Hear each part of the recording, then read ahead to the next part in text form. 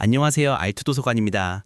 오늘은 요즘 정말 많이 언급되는 코인, 바로 수이에 대해 아주 쉽게 설명해 드리려고 합니다. 특히 솔라나, 아발란치, 그리고 이더리움과 그 위에서 작동하는 레이어 2들과 비교했을 때 수이가 어떤 강점과 약점을 가지고 있는지 쉽게 이해할 수 있도록 정리해 보겠습니다. 먼저 수이가 어떤 블록체인인지부터 알아볼게요. 수이는 빠르고 수수료가 매우 저렴한 레이어 1 블록체인입니다. 이 프로젝트는 메타, 그러니까 페이스북의 블록체인 팀에서 일하던 사람들이 만든 미스텐 랩스가 개발했습니다. 수이의 핵심 아이디어는 데이터를 객체처럼 관리하고 서로 관련 없는 거래는 동시에 처리하자입니다. 이 방식 덕분에 네트워크가 혼잡해도 성능이 크게 떨어지지 않도록 설계되어 있습니다. 일반적인 블록체인은 거래를 한 줄로 세워서 순서대로 처리합니다. 하지만 수이는 서로 영향을 주지 않는 거래라면 여러 개를 동시에 처리할 수 있습니다. 예를 들어 제가 친구에게 코인을 보내는 행위와 누군가가 NFT를 민트하는 행위는 서로 아무 연관이 없죠. 수이는 이런 거래를 동시에 처리해서 속도를 높입니다. 솔라나 역시 매우 빠른 체인이지만 하나의 글로벌 상태를 기반으로 움직이기 때문에 트래픽이 폭증하면 전체 네트워크에 부담이 갈 수 있습니다. 다만 2025년 기준 솔라나는 파이어댄서 업그레이드 이후 안정성이 크게 향상되어 과거처럼 다운타임이 빈번하게 발생하는 상황은 거의 사라졌습니다. 그리고 수이는 스마트 컨트랙트를 만들 때 무브라는 언어를 사용합니다. 무브는 메타가 개발했던 언어 기반으로 자산을 객체처럼 다루기 때문에 보안사고 위험을 언어 구조에서부터 줄여줍니다. 반면 솔라나는 러스트, 아바란치와 이더리움은 솔리디티 기반 언어를 사용하지요. 이런 차이 때문에 수이는 보안성과 안정성을 중시하는 개발자들이 특히 관심을 갖고 있는 프로젝트입니다. 이제 수이를 솔라나, 아발란치, 그리고 이더리움 레이어 2와 비교하면서 속도, 확장성, 그리고 수수료 차이를 쉽게 설명해 드릴게요. 먼저 속도와 확장성입니다. 수이는 병렬 처리 구조를 사용해서 네트워크가 혼잡해져도 성능이 크게 떨어지지 않는다는 장점이 있습니다. 이 구조 덕분에 일정하고 안정적인 처리 속도를 유지할 수 있죠. 솔라나는 실제 TPS 기준으로는 수이보다 더 높은 성능을 보여주는 경우가 많습니다. 하지만 솔라나는 하나의 글로벌 상태를 기반으로 움직이기 때문에 트래픽이 폭증하면 전체 네트워크가 영향을 받을 수 있다는 구조적인 특징이 있습니다. 아발란체는 서브넷이라는 확장 방식을 사용해 필요에 따라 별도의 네트워크를 만들 수 있습니다.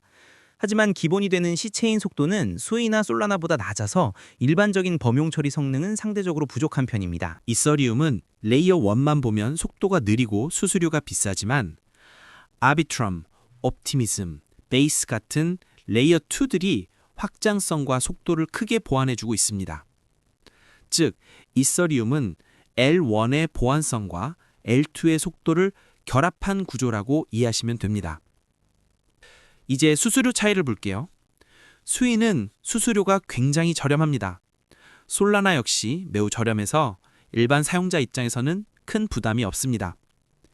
아발란체는 상대적으로 수수료가 더 높게 형성되는 경우가 많습니다. 이서리움 레이어 1은 가스비가 비싸기로 유명하지만 레이어 2에서는 훨씬 저렴하게 거래할 수 있습니다. 다만 레이어 2에서 레이어 1으로 자산을 이동할 때는 네트워크 상황에 따라 비용이 증가할 수 있다는 점은 기억하셔야 합니다. 이렇게 보면 수이는 안정된 속도와 매우 낮은 수수료, 그리고 솔라나 수준의 빠른 처리 성능이 결합된 균형 잡힌 구조라고 정리할 수 있습니다. 생태계를 살펴보면 수이는 TVL이 빠르게 증가하고 DX 거래량도 크게 성장하면서 2025년에 들어 확연한 상승세를 보이고 있습니다. 솔라나는 전체 웹3에서 가장 빠르게 성장하고 있는 생태계 중 하나이며 아발란체는 기관 중심의 생태계가 강점입니다. 이더리움과 그 위의 레이어 2 생태계는 웹3 전체에서 가장 크고 가장 강력한 생태계를 가지고 있습니다. 안정성 측면에서는 수이는 객체 기반 구조 덕분에 네트워크가 복잡해져도 성능 저하가 적은 편입니다. 솔라나는 파이어댄서 이후 과거의 안정성 문제를 상당 부분 해결했습니다. 아발란체는 구조가 유연하지만 그만큼 복잡성도 있습니다.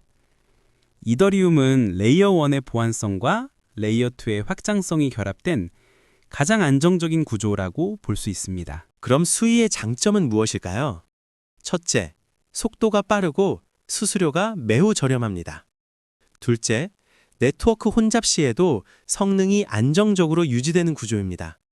셋째, Move 언어 덕분에 보안성이 높은 스마트 컨트랙트를 만들기 좋습니다. 넷째, 게임이나 NFT처럼 실제 사용 사례가 많은 앱에 적합한 구조입니다. 그리고 마지막으로 출시된 지 얼마 되지 않았지만 생태계가 빠르게 성장하고 있다는 점입니다. 하지만 수위에도 분명한 단점들이 존재합니다.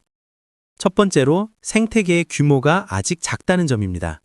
이더리움이나 솔라나 같은 대형 체인들과 비교하면 수위의 활성 사용자 수나 DApp 숫자 그리고 개발자 커뮤니티 모두 아직 초기 단계에 머물러 있습니다. 두 번째 단점은 무브 언어의 진입 장벽입니다. 수위의 기반 언어는 무브인데 기존 개발자들에게는 생소한 새로운 언어입니다. 솔리디티나 러스트, 자바스크립트에 익숙한 개발자들이 바로 적응하기 어렵기 때문에 개발자 확보에 시간이 더 걸리고 그만큼 생태계 확장 속도도 느려질 수 있습니다. 세 번째로 레이어 1 시장의 경쟁이 매우 치열하다는 점입니다. 현재 시장에는 이더리움, 솔라나, 아발란체, 앱토스 등 기술력이 뛰어난 체인들이 이미 자리를 잡고 있습니다. 수위가 독자적인 위치를 확보하려면 왜 수위인가? 라는 명확한 이유를 사용자와 개발자에게 제시해야 하는데 이것이 생각보다 쉽지 않은 과제입니다. 마지막으로 시장 인지도 자체가 아직 낮다는 문제도 있습니다. 수위는 비교적 최근에 등장한 프로젝트이기 때문에 일반 사용자, 기관 투자자, 개발자들 사이에서 브랜드 파워가 약합니다. 이 때문에 초기에 대규모 자본이나 프로젝트들이 빠르게 유입되지 않는다는 점도 단점으로 꼽을 수 있습니다. 앞으로의 전망을 보면 SUI는 특히 게임, 디지털 자산, 실사용 애플리케이션 분야에서 성장할 가능성이 큽니다. 속도, 수수료, 안정성이 균형을 이루고 있기 때문입니다. 이더리움 레이어2가 확장성 시장의 중심을 잡고 있고 솔라나가 초고속 트랜잭션 시장을 장악하고 있는 상황에서 SUI는 그 중간 지점을 차지할 가능성이 있습니다.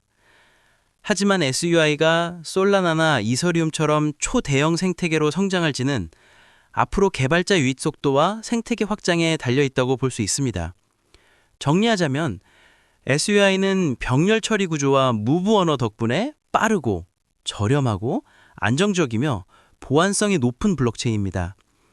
솔라나보다 구조적으로 혼잡에 강하고 이더리움 레이어 1보다 빠르고 저렴하며 현재보다 미래가 기대되는 코인입니다.